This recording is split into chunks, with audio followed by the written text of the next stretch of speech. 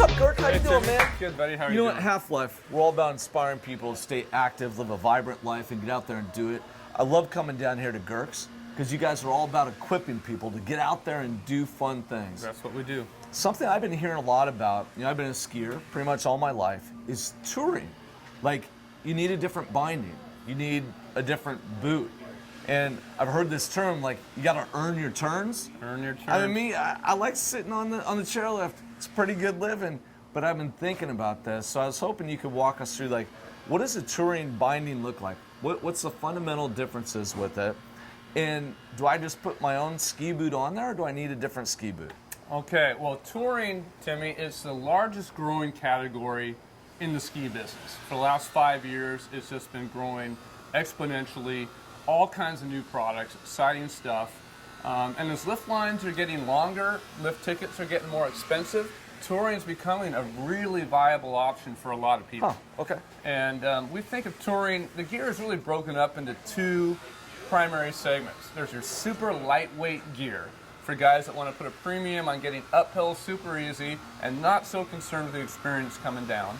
And then there's the midweight gear, or what we call side country, which is a little heavier boot that's something that's capable to ski inbounds all day and then still climb up to the top of a mountain, but you have gear that's going to serve you well on the way down. And that's really what we focus on here at Girk's. Okay. It's that midweight gear. So let me show you a boot. All right, sounds good. This is a K2 Mindbender. Almost every boot company... Whoa, hold on a second.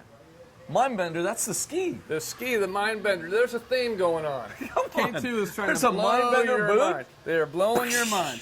Mind So, blown. The Mindbender boot. Now, let me just say, every brand of boot is making a similar product. We just happen to have the K2 here. But this is a boot that's built just like their inbounds downhill boot. 4-buckle overlap design. Primarily, all they do here, put a hinge point on the back. So now it gives you a full range of motion when you're walking uphill. And then you lock it down to ski. And then tech inserts. Those are these little metal inserts you see on the toe and on the heel. And this is what allows this boot to work with the touring binding climbing uphill. Next up, we'll show you the binding and how that interfaces. But that's basically it. It's a lighter weight plastic, built like a downhill boot, but tech inserts and a walk feature. There you go. Now, guess what, Kirk? I just so happen to have one of these bindings Oh my right God, here. my mind is blown. Now, I've never used a shift, so maybe you can help me figure out how to use that Right thing. on. So, again, talking about this midweight category that's capable for skiing inbounds, the Salomon Shift is probably the premier binding in this category. It came out last year, Gear of the Year, all over the world. And this is really, we call it the transformer of bindings. So when you're skiing inbounds downhill, it works just like a regular binding. You step in, you step down, the toe releases just like a regular binding. So your safety, typical safety that you have on the hill. And shock absorption. Having a toe piece that has lateral travel allows the boot to absorb shock and give you a smoother ride. Okay. If you have a binding that grabs you on the pins and just holds those, there's no elastic travel. A little more jarring experience skiing down. Gotcha. So here you get the best of both worlds. So it's set up right now for downhill skiing. When you want to go touring, very simple. You open up the wings, you push down there, and the wings are going to grab those tech inserts on the boot. And then when you lift up this piece right here and step down, the brakes come up. Brakes pop down for skiing, step down for touring. When you're going uphill, you have a little ramp to lift up there. Nice. That keeps your boot a little more level when you're climbing uphill. And then if you're on the flats, you flip that down, you tour like so. Get to the top of the mountain, pop the brakes down, lock the toe back into its original position. And you're skiing like a champ. Skiing like a champ. It's absolutely amazing. Here's my other question I have about touring. Do I have to have skins? Do skins go on the bottom of the skis? Is that necessary? It's pretty necessary. There's a whole slew of other equipment you're going to need to go touring. Skins are the first thing. Skins basically prevent the ski from sliding backwards. You can climb up, but the skins, just like when you're petting your dog, they prevent the ski from sliding back. Like petting your dog. Just like petting your dog. You pet it one way, no go. You pet them the other way, it slides. Fair enough. So the skins slide one way, they stick the other. Do we have skins here? Should Oh, we yeah, look at them? they come just like this in a box. They come straight in varying widths. You want to match the skin to match the widest part of your ski. It's just like petting a dog. Oh yeah. Yeah. Oh yeah, just like petting a dog. And then we trim We trim the skins down to fit your ski, so it covers the whole base, leaving your edges exposed. Perfect. So Thanks, it's really buddy. that simple. All right. And Let's tour. let's tour. Let's talk about one more thing, though. Oh.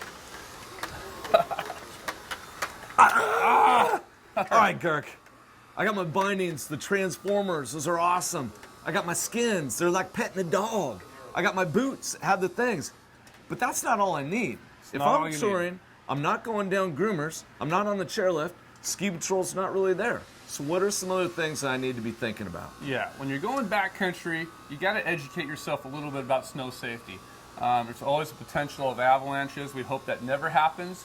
The gear you need, you hope you never have to use it. But Yeah. the last thing you want to do is be one guy in the group who's not prepared to help out your buddy in an emergency. So when you're going backcountry, you're going to need a few things. Okay. Start with the backpack.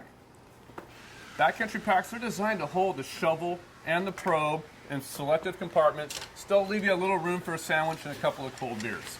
So, All right. backcountry pack, critical. Inside the pack, you've got your shovel, obviously for digging people out. Okay. You've got your probe.